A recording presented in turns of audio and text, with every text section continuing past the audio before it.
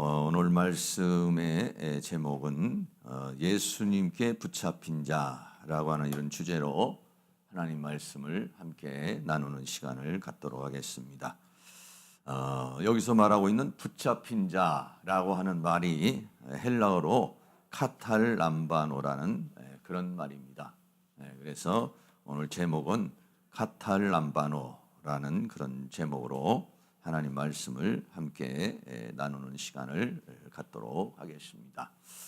오늘 사도 바울은 자기의 고백을 통해서 자신은 첫 번째로 예수님께 붙잡힌 자라고 그렇게 이야기를 하고 있습니다. 빌립보서 3장 12절 말씀에 내가 이미 얻었다 함도 아니요 온전히 이루었다 함도 아니라 오직 내가 그리스도 예수께 잡힌 바 된 그것을 잡으려고 쫓아가노라 라고 그렇게 말씀하고 있습니다. 이미 얻었다 함도 아니다 라고 하는 것이요. 얻었다 하는 거, 우리가 예수 그리스도를 믿고 바울이 얻고자 했던 것은 뭐냐면 예수 그리스도였습니다. 예수 그리스도를 얻고자 함이었는데 예수님이 너무 크기 때문에 그 예수님을 바울이 사실은 다 담기가 어렵죠. 하나님이 전 우주적인 하나님이시기 때문에 그 하나님을 내 안에 담는다는 것이 굉장히 어렵습니다. 그 하나님을 내가 담는 건데 담는다고 그러면은 하나님의 어떤 일부분, 하나님이 계시하신 어떤 부분, 그 부분을 내가 받을 수 있고 담을 수는 있겠죠. 그렇지만 크신 하나님의 모든 것을 다 받을 수는 없는 것입니다. 그래서 이미 다 얻었다 함도 아니다. 또 온전히 이루었다. 하나님께서 자기를 통해서 이루고자 하는 그런 이루심이 있죠. 그런 것들을 다 이루었다는 것도 아니다. 그렇게 말했습니다. 그래서 오직 내가 그리스도 예수께 잡힌 바 된 것을 잡으려고 쫓아간다라고 말했어요.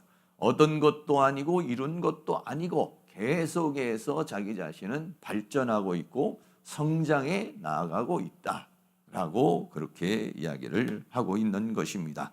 그리고 더 나아가서는 자기 자신은 예수 그리스도에게 예수께 잡힌 바 된 그것, 예수께 잡힌 바 된 그것을 잡으려고 쫓아가는 것이다 라고 그렇게 이야기를 하고 있습니다. 그러니까 예수님께 잡혔다, 이런 잡혔다는 말이 헬라어로 카탈람바노라는 말인데, 이 카탈람바노라는 말은 두 단어가 합성이 되어 있어요. 람바노라는 말은 뭐냐면 우리가 예수님을 영접하다 할 때가 람바노입니다. 거기에 헬라어 이제 전치사 카타 전치사가 붙어서 그것이 더 강화가 된 거죠. 그러니까 받아들이는데 어떻게 강력하게 받아들이는 것. 그러니까 우리가 예수님을 영접하는 것처럼 예수님께서 사도 바울을 영접했다. 뭐 이런 의미입니다. 그래서 예수님께서 사도 바울을 붙잡았다. 이런 얘기죠.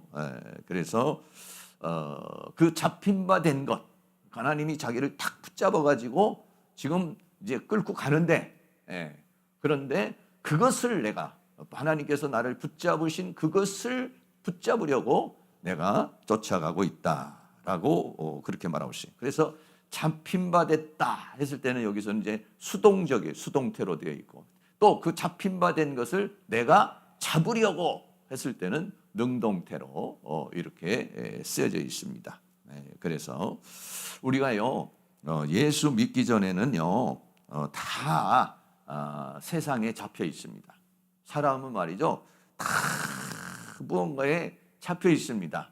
정치를 하는 사람은 정치에 잡혀 있고, 돈을 버는 사람은 돈에 잡혀 있고, 또 어떤 학문을 하는 사람은 또 학문에 잡혀 있고, 음악을 하는 사람은 또 음악에 잡혀 있고, 또 우리 예수 믿는 사람은 예수님께 잡혀 있고. 할렐루야. 근데 바울이 예수님께 붙잡히기 전에는 어떻게 했느냐? 율법에 붙잡혀 있었어요. 율법에 붙잡혀 가지고 그것을 율법을 따르는 것이 최고의 삶이요, 더 나아가서는 하나님께 영광을 돌리는 삶이라고 생각을 했습니다. 그러니까는 사도 바울이 여러 스펙이 아주 좋은 사람이잖아요. 또 부유한 사람이고 많은 학문을 했던 사람이고 아주 뭐 건실하고 착실한 그런 사람입니다. 네. 그래서 도덕적으로나 율법적으로나 종교적으로나 사회적으로나 뭐 흠결이 거의 없는 그런 사람이 사도 바울이에요. 근데 이 사람은 예수를 믿기 전에는 그 율법에 붙잡혀 있었던 것이죠. 근데 율법에 붙잡힌 것이 최고의 삶이라고 생각을 했던 거예요. 그런데 사실은 예수님을 만나고 보니까는 그 율법을 붙잡고 산 삶이야말로 죄인 중에 죄인이요 괴수 중에 괴수의 삶을 살고 있었던 것이다 라고 하는 것이죠. 얼마나 끔찍한 일입니까 사실은요. 우리도 역시 마찬가지고 저도 마찬가지예요. 예수를 믿기 전에는 저도요 나름대로 어떤 사상, 어떤 철학이 있어요. 거기에 묶여서 인생을 살아왔습니다.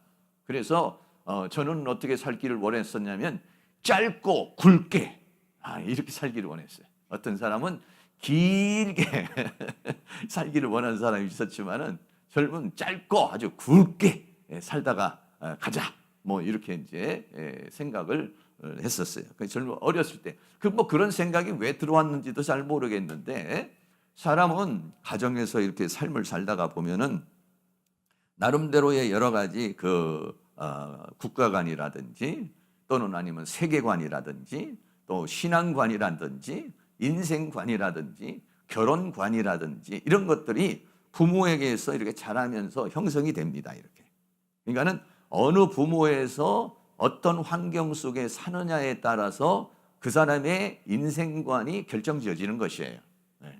우리 엄마를 보고서 나도 결혼하면은 저런 엄마 같은 여자하고 결혼하고 싶다. 이런 생각이 들기도 하고 어떤 경우는 나는 절대 우리 엄마 같은 스타일의 사람은 안 만나야겠다. 이렇게 생각이 들기도 하고 또 이제 여성분 같으면은 나는 나중에 결혼을 하면 우리 아빠 같은 사람을 좀 만났으면 좋겠다.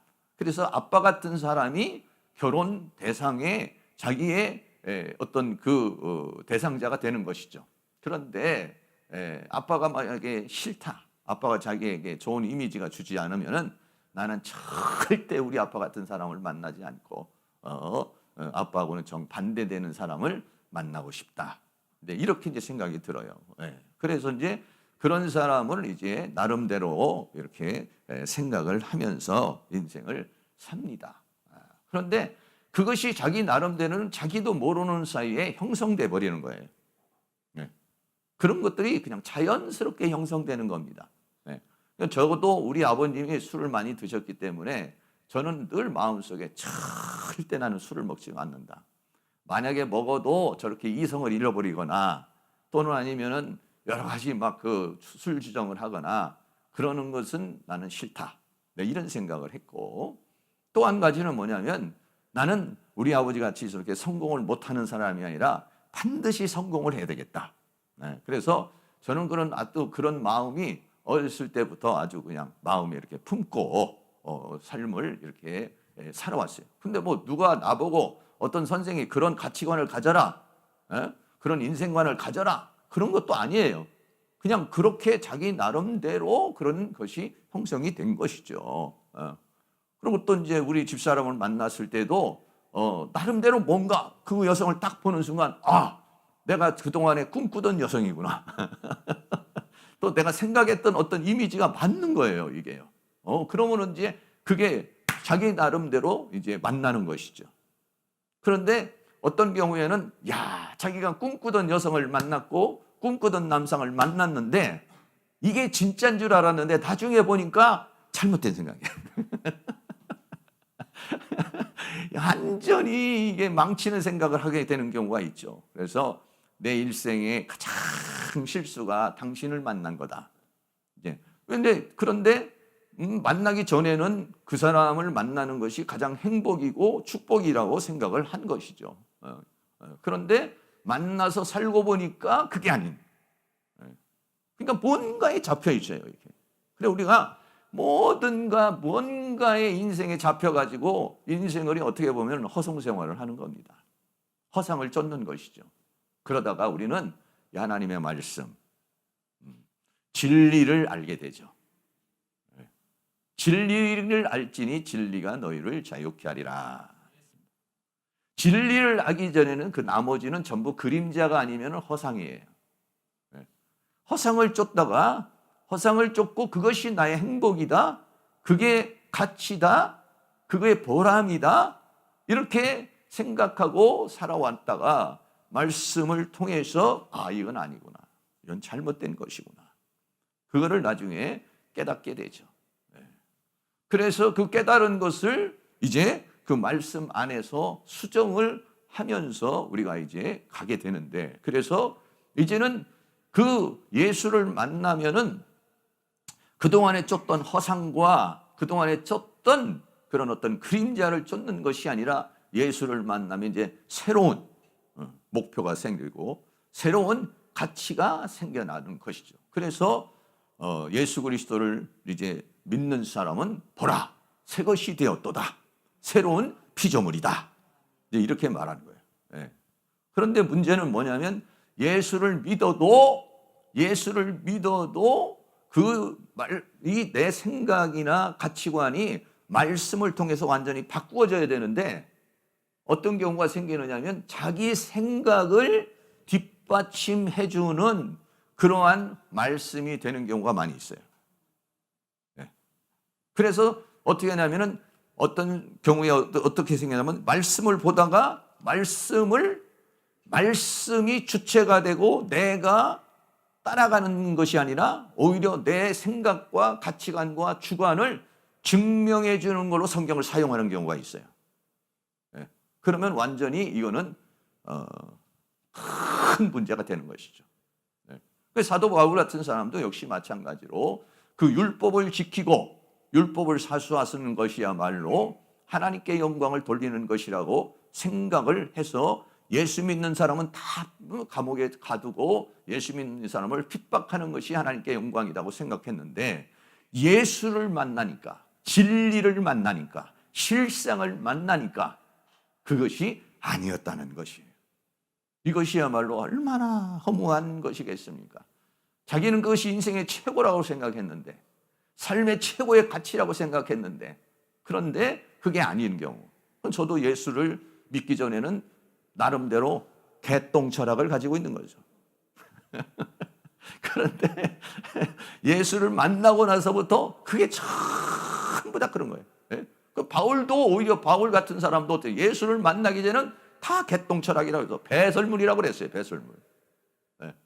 자기가 생각했던 거, 가졌던 거, 이 모든 걸 다 배설물로 여긴다. 오히려 예수님을 만나고 나니까 그것이 자기를 이롭게 하는 것이 아니라 다 해롭게 하는 거예요.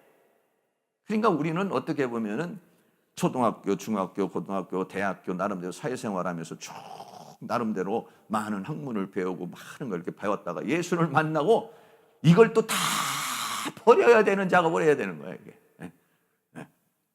그 전부 다 이게 세상 학문이나 철학이나 이런 것들이 다 나를 위해서, 나름대로 성공을 위해서, 출세를 위해서, 행복을 위해서 만들어낸 거고, 그것도 배운 것이고 쌓은 것인데, 예수를 만나고 나니까 그게 다 해로운 거야. 그게 전부 다 십자가에 못 박을 것들이고, 전부 다 배설물로 여겨야 될 것들이고, 그게 전부 다 버려야 될 것들이에요. 그러니까는 예수님을 좀 젊었을 때 이렇게 믿으면은, 그러면은요, 버릴 게 그렇게 많지 않아요.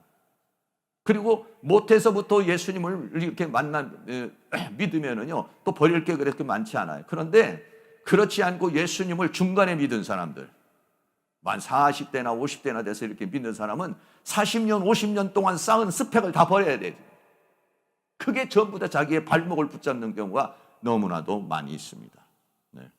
예수님을 믿지만은 그 습관을 뜯어고치고, 그 생각을 뜯어고치고, 그 자기의 습관을 버리는데 얼마나 힘든 것인지 몰라요.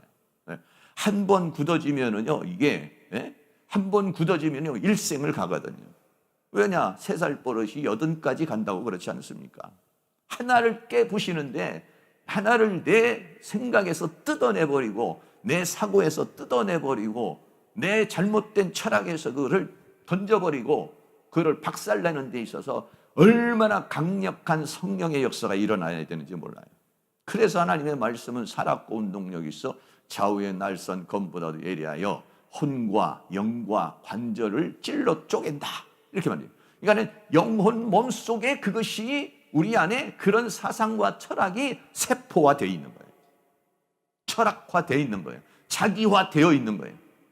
자기화되어 있기 때문에 이거를 분리한다는 것은 선생의 가르침으로 안 되는 거예요. 사람의 가르침으로 안 되는 거예요. 돌을 닦아도 안 되는 거예요.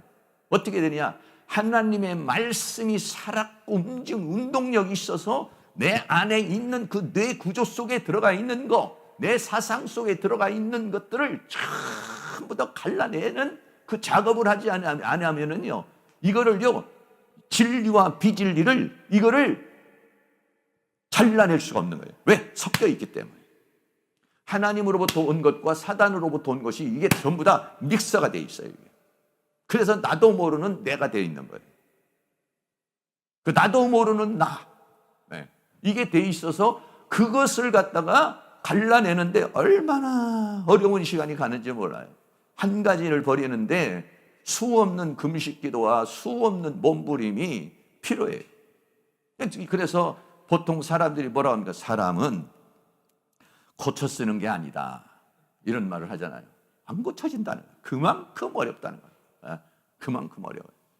그래 부부가 살면서도 그렇습니다. 부부가 살면은 서로 맞는 게 20%도 안 돼요. 서로 잘 맞는 거. 나는 배추김치 좋아하는데 아내도 배추김치 좋아하고, 나는 싱거운 거 좋아하는데 아내도 신 거 좋아하고, 나는 된장찌개 했는데 아내도 된장찌개 좋아하고. 안 맞아요. 나는 된장찌개, 나는 김치찌개, 나는 짬뽕, 나는 짜장. 맞는 게 별로 없어요, 이게. 그러면 안 맞는 건 투성이죠. 맞는 게 10%에서 20%까지 안 돼요. 그런데 남녀가 처음 만났을 때는 다 맞는 것 같아요. 다 맞는 것 같아요. 왜? 그게 콩깍지라는 거예요. 그거 호르몬이 나와서 그래요. 사랑의 감정이 생기면은요, 그 호르몬이 나와요. 그 호르몬이 나오면 어떻게 되냐면요, 이성을 마비를 시켜버려요, 이렇게. 이성이 마비가 돼가지고요, 이게 논리성이 없어져 버려요, 그냥. 다 좋아. 그런데 옆에 있는 사람이, 야, 너 그거 잘못 만난 것 같아. 너 아니야. 그러면 무슨 소리냐고. 왜냐하면 이성이 마비가 돼가지고요, 그 호르몬이 나오면 이성이 마비가 돼가지고 콩깍지가 끼어가지고 다 좋게 보이고 다 멋있어 보이고 다 행복해 보이고 그래요. 근데 그게 한 6개월이나 1년이나 지나가면 이제 콩깍지가 없어지기 시작하는 거예요. 왜 그러느냐? 이 호르몬 작용에 의해서 그런 역사가 일어나게 되는데, 이 호르몬이 어떻게 되냐면 내 몸에서 항체를 만들어내요. 항체를 만들어내가지고 어떻게 하냐면 더 이상 그 호르몬에 이게 마비가 되질 않아요. 이겨내버리는 거예요. 항체가 생겨버려가지고 더 이상 이제는 그 감각이 이제 사라져버리는 그런 상태가 되질 않는 거예요. 그러니까 이제 뭐냐면 나중에는 이제 진짜 이제 눈이 떠지는 거예요. 진짜 보게 되는 거예요. 네. 그러니까 한 2, 3년 돼도 다 보면은 다 단점 투성이야. 다 안 맞아. 그러니까 어떻게 합니까? 그러면 이제 그때서야 땅을 치고 뭐 이렇게 해서 안 되죠. 그래서 그럴까봐 어떻게 하는 거냐? 국가가 결혼이라는 혼인을 법적으로 만들어 버리는 거예요. 이거 왜? 그걸 안 만들면 언제 다 헤어져 버리고 언제 그냥 돌아설지 모르니까 그거를 이제는 계약으로 만들어 놔 버리는 거예요. 정신 차려가지고 잘못 만났구나, 헤어져야겠구나 하지 못하게 이걸 갖다가 결혼이라고 하는 법으로 이걸 묶어놔 버리는 거예요. 제정신이 들어오는 것이죠. 얘는 여기 계신 분이 얼마나 제정신으로 사시는지는 모르겠는데, 네. 정말 제정신으로 산다는 게 어려워요. 저도 지금 이렇게 말하면서 내 정신으로 사는지 잘 몰라요. 정말 제정신으로 사는 게 그렇게 많지가 않다니까요. 네. 나도 모르게 뭔가의 착각 속에, 나도 모르게 뭔가에 사로잡혀서, 어떤 생각에 사로잡혀서 뭔가에 붙잡혀가지고 우리가 살아가는 경우가 많이 있단 말이에요. 그래가지고 그것이 진짜인 줄 알고 쫓아갔는데 거기서 손해보고, 그것으로 인해서 인생 망치고, 그것으로 인해 가지고 뭐 문제가 생기고, 그런 경우가 많아요. 그러니까 제가 이렇게 길거리를 지나가다가도 그러고 식당에도 가다 보면은 사모님하고 가다가 저 식당 한 3개월이면 문 닫을 것 같은데 아이고 재수없게 쓸데없이 그런 얘기를 하냐고. 그냥 제 눈에는 그게 보이는 거야, 보이는 거야. 그런데 그 사람은 지금 막 창업을 하는 사람은 나름대로 이걸 해가지고 돈을 벌어서 뭘 해야 되겠다 막 꿈꾸고 하잖아요. 왜? 콩깍지가 씌워버립니다. 안 보이는 거예요, 안 보여. 그러다가 나중에 손해보는 경우가 많이 있어요. 그런 거와 같이 우리들은 그렇다는 거예요. 우리가 인생을 살면서 내가 무언가에 붙잡혀 있다. 여러분 다른 거에 붙잡히지 말고 말씀에 붙잡히시기를 축복합니다. 그리고 예수님께 붙잡히시기를 축복합니다. 성령님께 붙잡히기를 주의 이름으로 축복합니다. 그것만이 실상입니다. 세상과 세상에 있는 모든 것들은 실상이 아닙니다, 사실은요. 네. 그것이 나를 행복하게 해줄 것 같고 그것이 나를 성공적인 인생으로 만들어줄 것 같지만은 그렇지 않은 것들이 굉장히 많아요. 그렇기 때문에 오늘날은요 미혹의 시대입니다. 정보화의 시대지만은요 미혹의 시대인 것입니다. 그렇기 때문에 우리가 이 시대에 하나님 앞에 기도할 것 중에 하나가 뭐냐면 분별력을 기르는 것입니다. 네. 미혹의 영이 역사를 하니까 우리는 무슨 영을 받아야 되느냐? 진리의 영을 받아야 됩니다. 저도요 분별하기가 굉장히 어렵습니다. 요즘에는 유튜브라든지 뭐 가짜 뉴스라든지 뭐 이런 것들이 얼마나 많이 있습니까? 그 분별하는 거 정말 어렵습니다. 네. 아주 어려운 부분 속에 있어요. 그렇기 때문에 특별히 우리는 내가 지금 붙잡히고 있는 것이 어떤 사상적인 것인지 감정적인 것이든지 어떤 내가 지금 뭔가가 내가 지금 그 생각에 붙잡히고 있지 않는가, 감정에 붙잡혀 있지 않는가를 돌아보고 말씀을 통해서 교정을 하실 수 있기를 주의 이름으로 축복합니다. 그래서요, 이 사도 바울은 뭐라고 그랬냐면 자기 나름대로 예수를 만나기 전에는 뭔가에 붙잡혀 살았어요. 그런데 어느 날 예수님을 만나고 예수님이 바울을 탁 붙잡아 버렸어요. 너 그거 아니야? 그 길 아니야? 붙잡혔어요. 근데 붙잡았는데 이거를 왜 날 붙잡아요? 왜 자기 살던 방식이 있잖아요. 자기 살던 방식이 있으니까 막 뿌리치려고 했단 말이죠. 반항을 한단 말이죠. 뿌리치고 반항을 했어요. 근데 나중에 보니까 이게 어거지로 끌려다니는 거예요. 끌려다니다 보면 끌려다니는데 그게 끌려다니는 것이 전부 다 이게 참이야. 그래서 나중에는 예수님께 붙잡혀서 사는 삶이야말로 최고의 삶이구나. 그거를 깨닫고 붙잡힌 바 된 그것을 뿌리치고 허역하고 어거지로 끌려가는 것이 아니라 붙잡으려고 쫓아가노라. 할렐루야. 그렇게 되어지는 그런 것. 그러니까는 이제 뭐 하나님께 붙잡힌 대로 사는 사람은 그분이 끌는 대로 그냥 가는 겁니다. 어떻게 보면은 굉장히 편안해지는 삶이 되는 것이죠.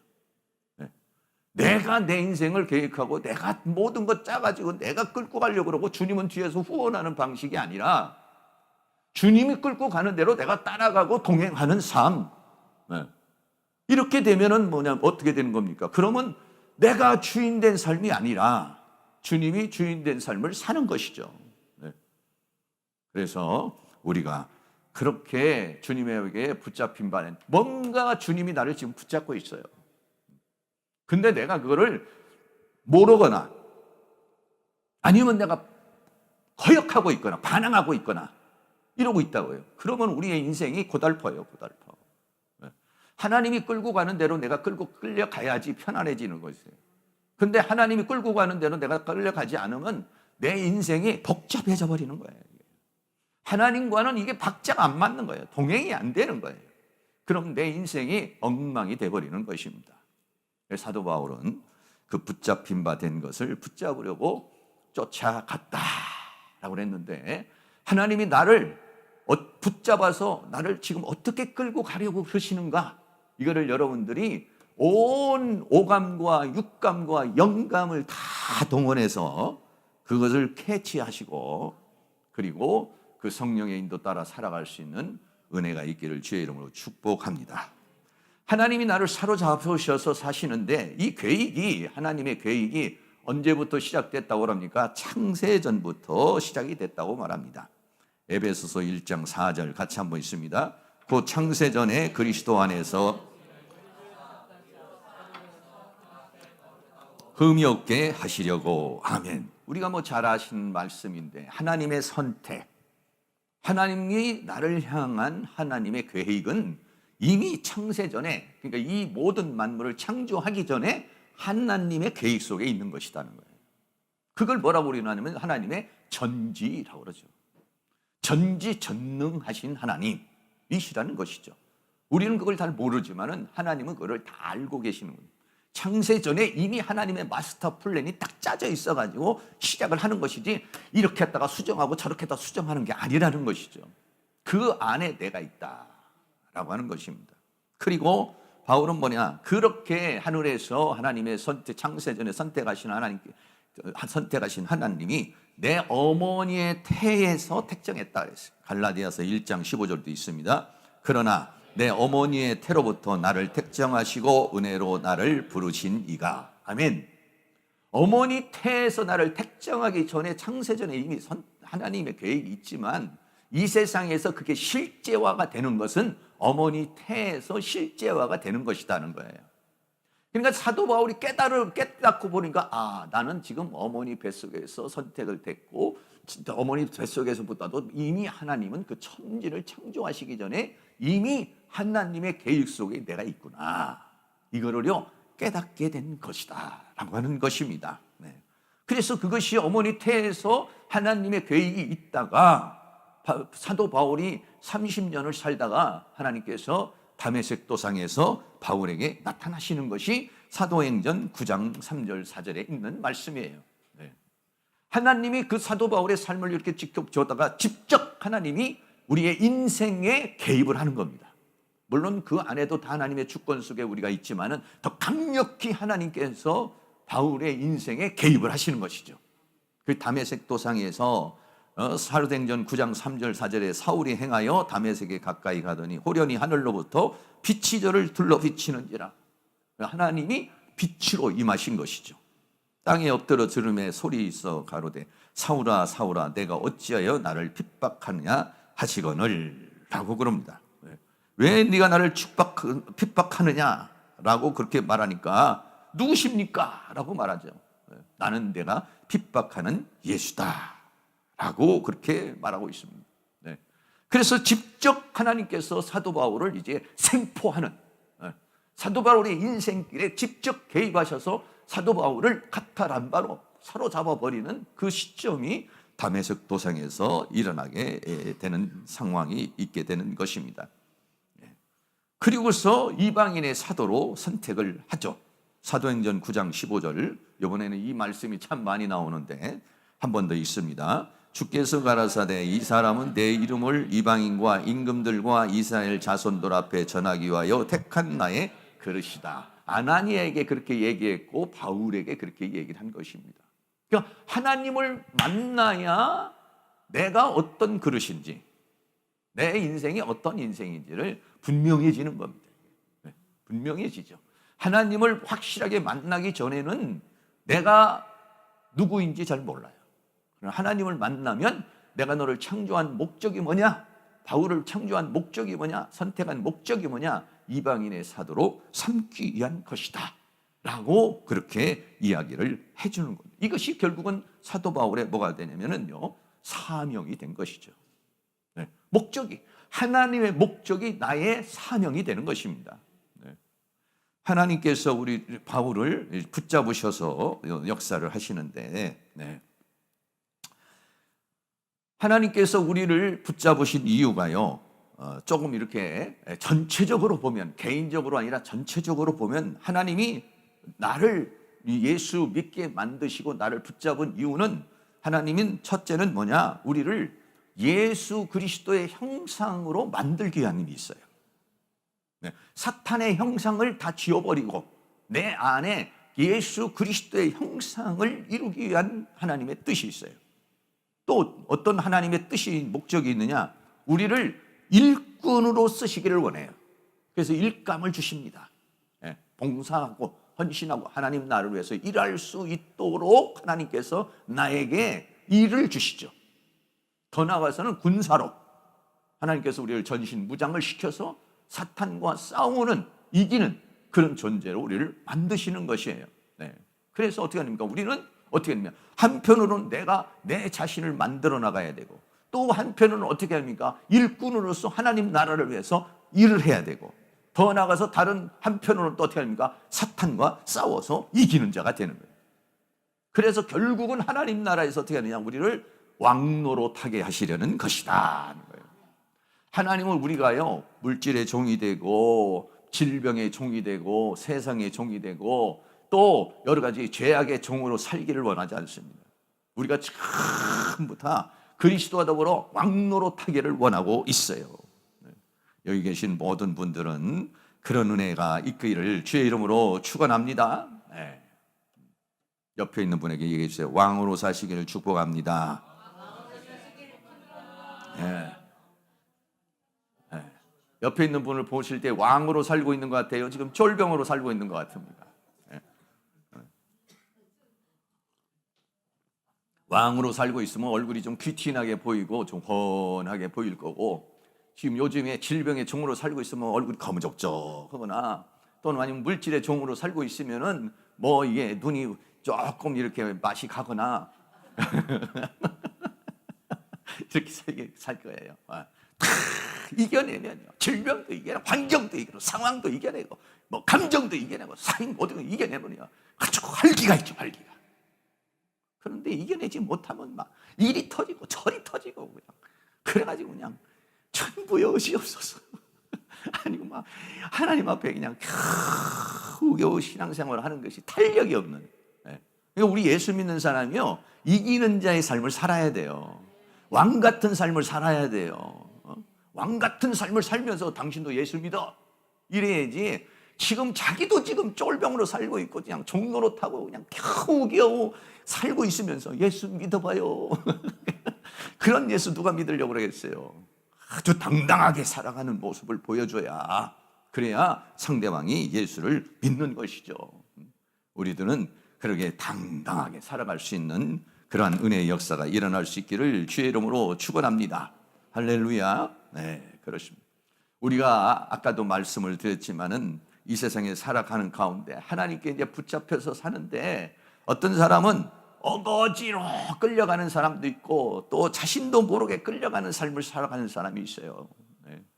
내가 지금 어디로 가는지도 모르고 끌려가는 삶을 살면 안 돼요. 네. 그리고 어떤 사람은 거부하고 있어요. 계속 하나님이 원하는 걸 내가 거부하고 있어요. 반항하는 삶을 살고 있어요. 어떤 사람은 어떻습니까? 감사함으로 자발적으로 함께 가는 사람이 있어요. 우리가 어떤 단계에 가야 되느냐? 세 번째 단계에 가야 될 줄로 믿습니다. 네. 내가 지금 하나님이 나를 끌고 가시는 방향으로 가고 있는가? 나는 지금 반대 방향으로 가고 있는가? 우리는 자신을 돌아봐서 하나님에게 강력히 붙잡힌 바 되어서 하나님께 쓰임받는 그런 삶을 살아가실 수 있기를 주의 이름으로 축원합니다. 하나님께서 우리를 선택을 하시는데, 낮에도 말씀을 했지만 요한복음 15장 16절에 보면 너희가 나를 택한 것이 아니로 내가 너희를 택하여 세웠나니 이는 너희로 가서 과실을 맺게 하고 또 너희 과실이 항상 있게 하여 내 이름으로 아버지께 무엇을 구하든지 다 받게 하려 함이라 라고 그랬습니다. 네. 하나님이 우리를 선택하시고 손을 내밀어요. 내밀었을 때 내가 그 손을 잡느냐, 그러니까 끝까지 끌고 가야 되는데 마귀는 어떻게 하느냐, 이 손을 끊어내는 거라고 그래요. 하나님의 손을 끊어내버리려고 그러는 거예요. 그리고서 어떻게 합니까? 사탄이 저쪽 손을 잡아. 그래서 그리고 끌고 가는 겁니다. 한쪽은 하나님이 끌고 가고 한쪽은 사탄이 끌고 가고, 그래 어떻게 되냐, 잘못하면 찢어져 버려요. 근데 성령 충만하면 이 사탄의 손을 또 뿌리치고 하나님의 손을 붙잡고 가죠. 그러다가 사탄의 유혹에 넘어가면 또 하나님의 손을 놓고 또 이걸 쫓아가게 되는 거예요. 이 길로 쫓아가는 것은 세상적으로 현실적으로 굉장히 좋은 것 같이 보여요. 그런데 결국은 멸망의 길로 가는 것입니다.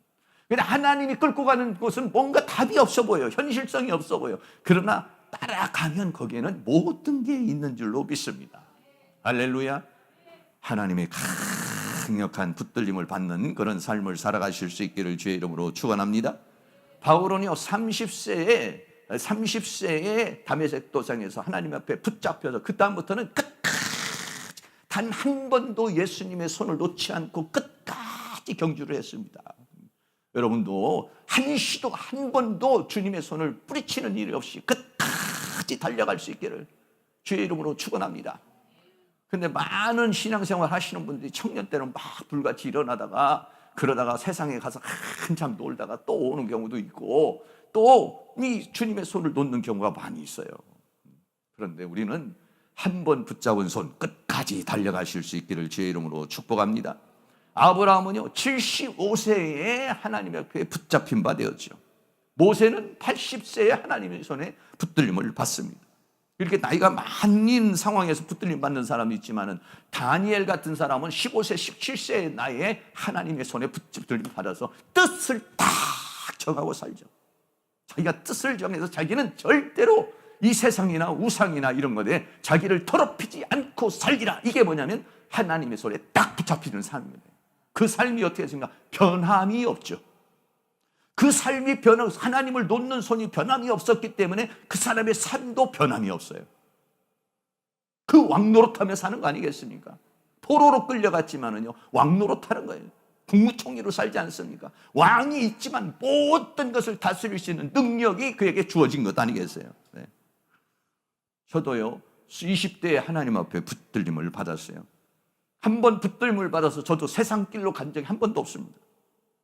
많은 분들은 세상에 한 번 구경 갔다 오더라고 보니까. 네. 저도 세상 어떨 때는요 그런 유혹이 올 때도 있어요.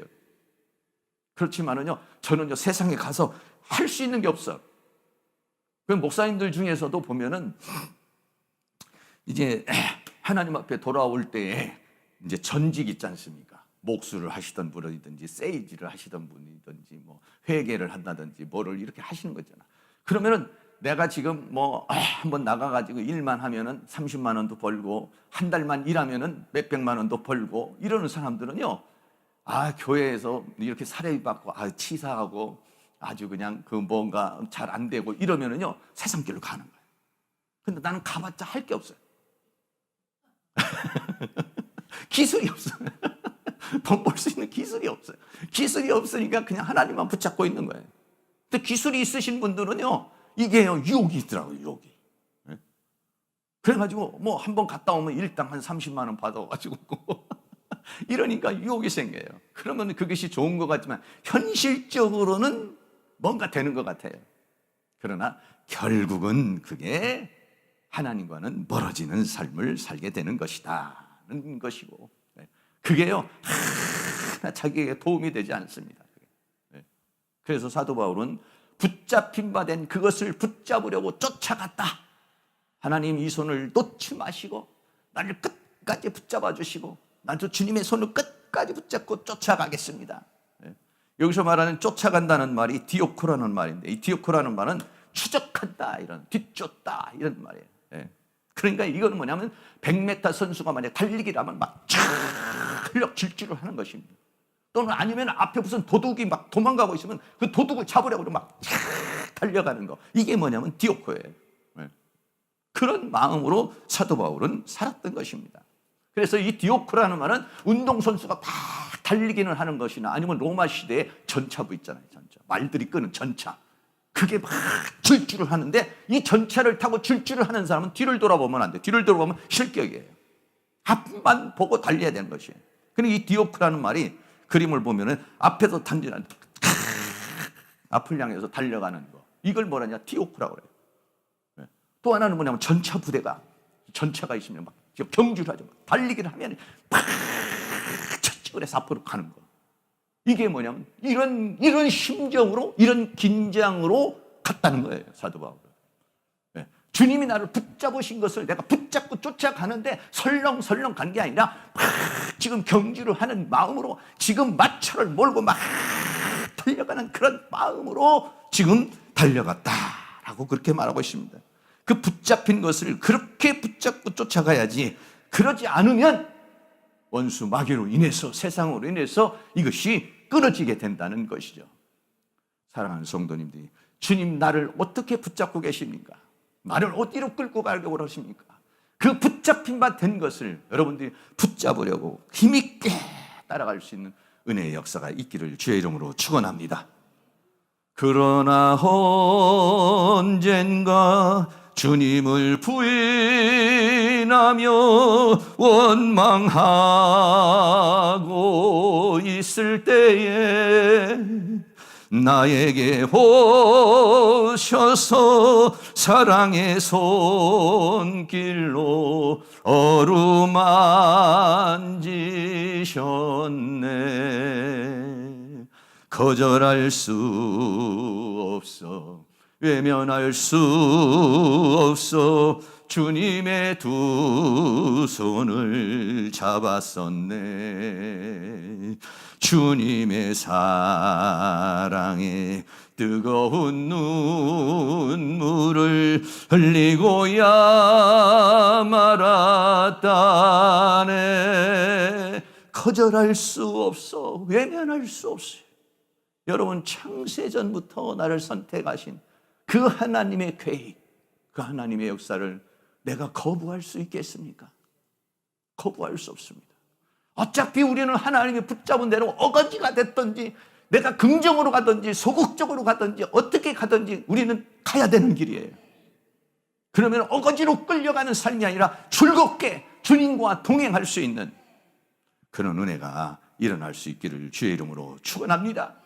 혹시 여러분들이 주님을 붙잡은 손을 내가 놓았다면은 다시 한번 강력히 붙잡을 수 있는 그런 시간이 될 수 있기를 주의 이름으로 축원합니다.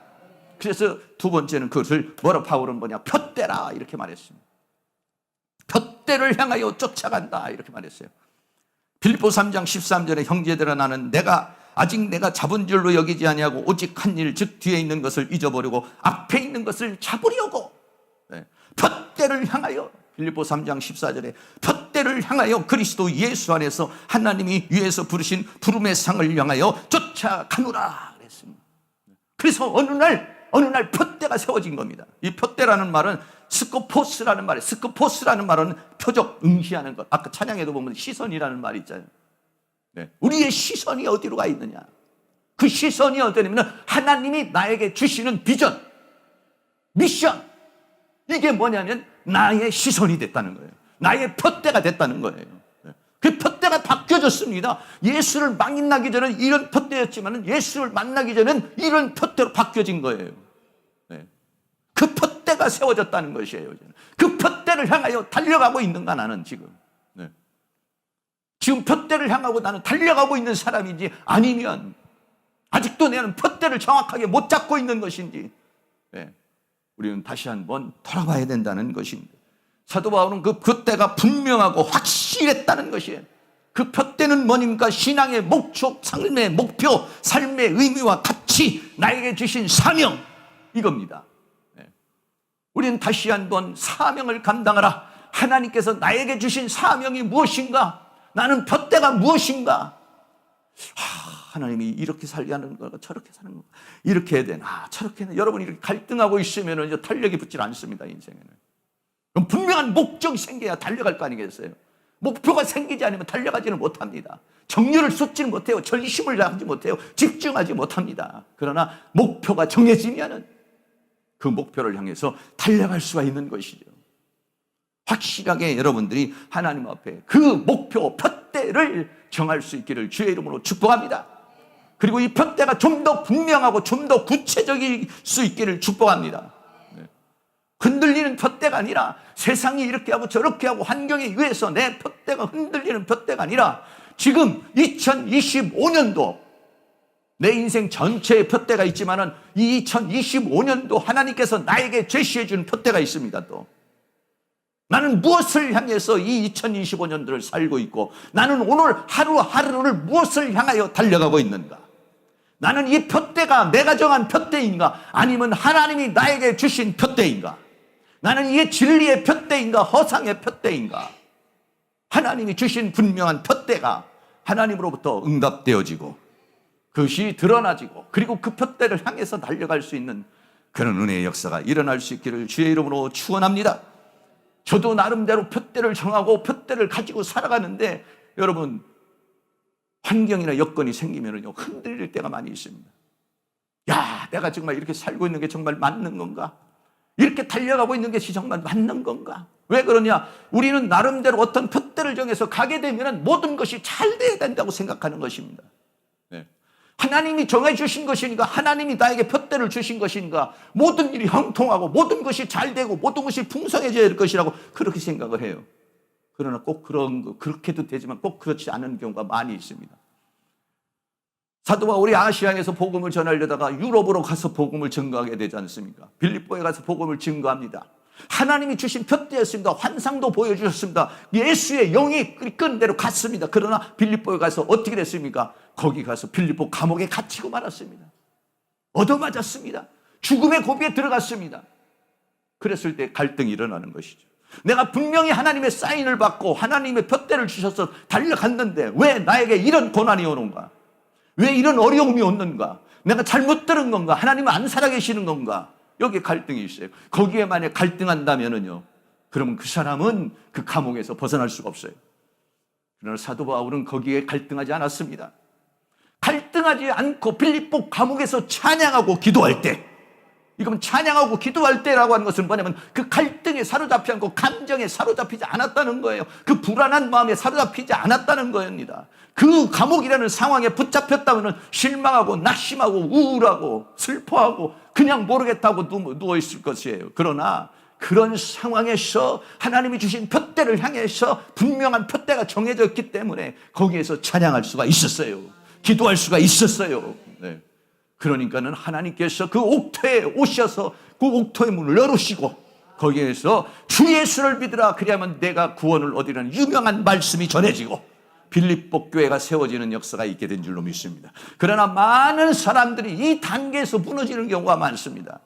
저도 마찬가지입니다. 제 나름대로 하나님이 주신 비전을 가지고 가면은 나름대로 막 교회도 부흥하고 신학교도 막 부흥하고 뭐가 잘 되고 막 돈도 많이 생기고 뭐가 막 이렇게 되면 야, 이게 정말 하나님의 뜻이구나, 하나님이 원하시는 것이나 할렐루야 신난다 이렇게 할 수 있어요. 그런데 해도 부흥도 안 되고 뭔가 뭐 나타나는 것도 없고 이러면 어떻게 보면 갈등이 생깁니다. 정말 내가 하나님이 원하는 대로 살고 있는 거 맞아?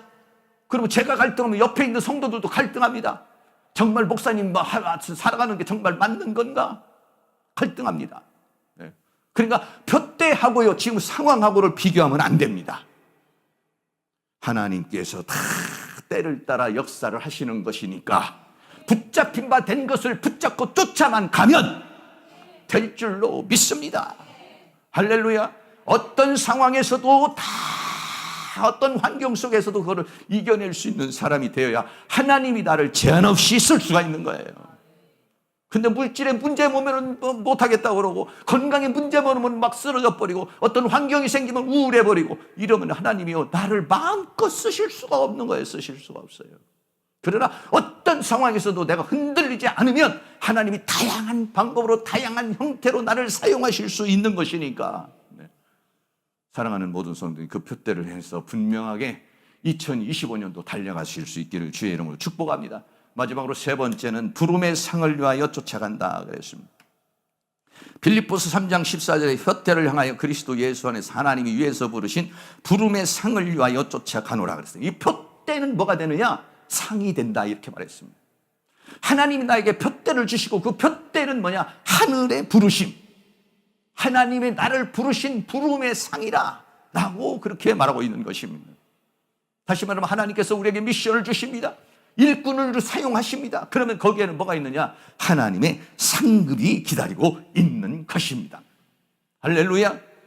이 세상에서 만약에 여러분들이 하나님으로부터 다 받지 못하면 내 대해서 받지 못하면 내 자녀에 대해서 받을 것이고 그리고 우리가 하나님 나라에 가면은 그 수고의 모든 것을 받게 될 줄로 믿습니다.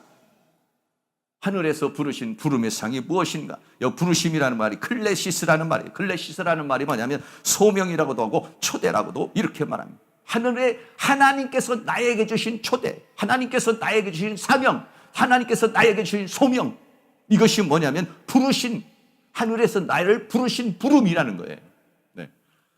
그것을 히브리서에서는 이렇게 말합니다. 히브리서 3장 1절 같이 한번 읽겠습니다. 그러므로 함께 하늘의 부르심을 입은 거룩한 형제들아.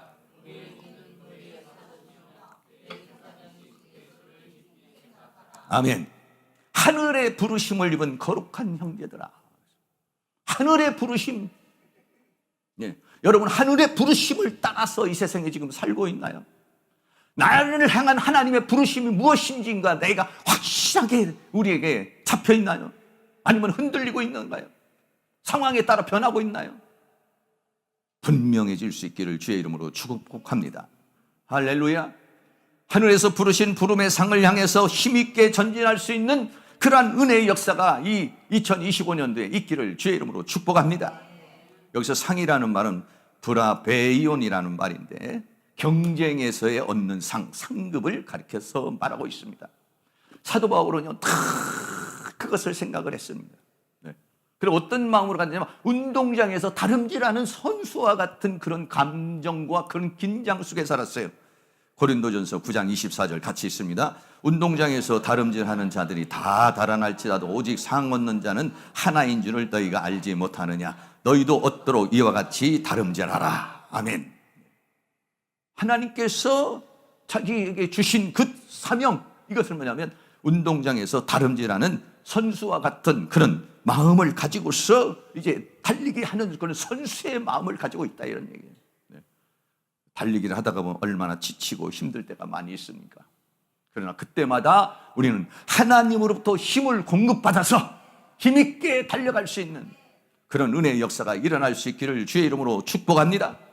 그래서 힘차게 전진해서 달려가면 결국은 하나님의 목적이 뭐냐면 우리를요 영화롭게 하려는데 하나님의 목적이 있습니다. 로마서 8장 30절 같이 있습니다. 또 미리 정하신 그들을 또한 부르시고 부르신 그들을 또한 의롭다 하시고 의롭다 하신 그들을 또한 영화롭게 하셨느니라. 여러분, 영화롭게 한다는 것이 어떤 단어입니까? 하나님이 원하는 것은 내가 지금 당장 한 1,000만 원 필요해서 1,000만 원 주시고 집이 필요해서 집을 주시고 자동차를 필요해서 자동차 주시고 이런 정도가 아니에요. 하나님이 나를 주시려는 그 부르신 그 정하신 자를 부르시고 부르신 자를 의롭다 하시고 의롭다 한 자들 영화로운 존재, 그 영화로움이라는 건 뭐냐면 하늘의 영광의 보좌에 앉게 하시려는 것이고 거기서 그리스도와 더불어 왕노릇하게 하려는 것이고 그 보좌에 앉게 하려는 것입니다. 여러분, 이 세상에서도 얼마나 정치 권력을 가지고 그거를 얻기 위해서 얼마나 쟁투가 심합니까? 구청장만 하려고 해도, 아니 구청장이 아니라 동장만 하려고 해도 얼마나 피 터지게 서로 싸우는지 몰라요, 그 권력에. 그런데 우리를 어떻게 하냐? 하나님께서 우리를 부르신 목적이 뭐냐? 이 세상에서 그런 것들이 아니라 하나님 나라에서 우리를 영화로운 존재로 만들려고 그러는 것이다, 이거예요.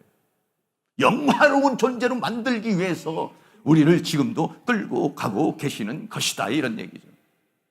이 부름의 상을 향해서 힘차게 전진할 수 있는 그러한 은혜의 역사가 우리 사랑하는 모든 성도들에게 일어날 수 있기를 주의 이름으로 축원합니다. 그래서 사도 바울은 에베소서 1장 18절 말씀에 이렇게 말합니다. 다 같이 한번 또 읽습니다. 너희 마음 눈을 밝히사 그의 부르심의 소망이 무엇이며 성도 안에서 그 기업의 영광의 풍성이 무엇이며. 이게 바울이 기도예요. 기도 제목입니다. 뭐냐면 너희의 마음의 눈을 밝혀서 그의 부르심의 소망, 하나님이 나를 부르셔서 그 미션을 주신 그 이유가 무엇이고 그 기업을 주시려는 그 영광의 풍성이 무엇인지를 알기를 원한다, 이렇게 말하고 있습니다. 그것을 여러분들이 분명히 보시고 그 세계를 향해서 달려갈 수 있는 그러한 은혜의 역사가 일어날 수 있기를 주의 이름으로 축원합니다. 이 세상과 이 세상에 있는 것에 연연하지 마시고 눈을 열어서, 영의 눈을 열어서 그 영광의 세계를 바라볼 수 있는 그런 은혜의 역사가 일어날 수 있기를 주의 이름으로 축원합니다. 로마서 8장 18절에서는 생각건대 현재의 고난은 장차 우리에게 나타날 영광과 좋게 비교할 수 없도다. 장차 우리에게 나타날 영광, 하나님 나라에서 받게 될 그 영광은 이 땅에 있는 것들하고는 비교할 수 없는 것들이라는 것이에요. 그 비교할 수 없는 것들을 눈을 열어서, 영의 눈을 열어서 그 영의 세계를 보고 하나님의 세계를 보고 그 영광의 세계를 볼 수 있는 그런 은혜가 있기를 주의 이름으로 축원합니다. 수많은 믿음의 사람들이 그렇게 살아왔습니다. 하나님이 그 눈을 열어주시고 그 세계를 보여주셨기 때문에 그 세계를 향해서 전력 진주했습니다. 우리도 그렇게 전력 질주할 수 있는 은혜가 있기를 주의 이름으로 축복합니다. 계시록 22장 12절 말씀에 보라 내가 속히 오리니 내가 줄 상이 내게 있어 각 사람에게 그의 일한 대로 갚아주리라 라고 그랬습니다. 주님께서는 우리에게 우리가 그 하나님께서 맡겨준 그 사명대로 살아온 그 모든 것에 갚아주기를 원하고 계십니다. 여러분 세상에서도 알바만 해도 어떤 시급 10,000원이다 5,000원이든 다 주지 않습니까? 간줘봐요. 누가 일합니까? 하나님 나라에서도 역시 마찬가지입니다. 하나님께서 우리에게 일을 지금 주십니다. 우리에게 미션을 주십니다. 그걸 주시는 이유는 뭐냐? 하나님이 우리에게 상을 주시기 위한 것입니다. 보상을 주시기 위한 것입니다. 상급을 주시기 위한 것입니다. 나를 고통스럽게 하고 나를 힘들게 하고 나를 어렵게 하려고 그러는 것이 아니에요. 그러니까 하나님께서 나에게 일거리를 주시고 하나님께서 나에게 무언가의 미션을 주시면 하나님 감사합니다. 근데 많은 사람들이 하나님이 일거리고 왜 나만 시킵니까? 나는 못합니다. 나 살기도 바쁩니다. 나 힘들어요. 못합니다. 이렇게 해요. 그건 뭡니까? 하나님의 상급을 발로 차는 거예요. 사실은 하나님께서 나에게 일거리를 주시면 그는 나에게 축복이 기다리고 있는 것이죠. 하나님의 상급이 기다리고 있는 것입니다. 그래서 위에서 부르신 부름의 상이 무엇인지를 바라보면서 푯대를 분명하게 정해서 여러분 달려갈 수 있는 그런 은혜의 역사가 일어날 수 있기를 주의 이름으로 축복합니다. 결론입니다. 사도 바울은 예수님께 붙잡힌 자 카탈람바노라고 그랬습니다. 우리도 지금 붙잡고 계십니다. 우리가 예수 믿고 난 다음부터 하나님이 나를 붙잡고 있습니다. 그런데 나는 정말로 주님과 동행하는 삶을 살고 있는 것인지 아니면 나는 그냥 억지로 끌려가고 있는 것인지 어떻게 살고 있는지 우리 자신을 참 돌아보시고 탄력 있게 주님과 동행할 수 있는 그런 은혜가 있기를 주의 이름으로 축복합니다. 푯대가 분명해지길 바랍니다. 만약에 푯대를 분명하게 못 정했다면 좀 흔들리고 있다면 오늘 밤에 기도하면서 주여 나에게 주신 푯대는 무엇입니까? 나를 부르신 부름의 상은 무엇입니까? 하나님 나에게 말씀하여 주시옵소서. 거절할 수 없어 외면할 수 없는 그 주님의 손길을 붙잡고 여러분 다시 한번 힘있게 달려갈 수 있는 그런 은혜의 역사가 오늘 다시 한번 주님의 손을 강력히 붙잡을 수 있는 이 밤이 되어줄 수 있기를 주의 이름으로 축복합니다.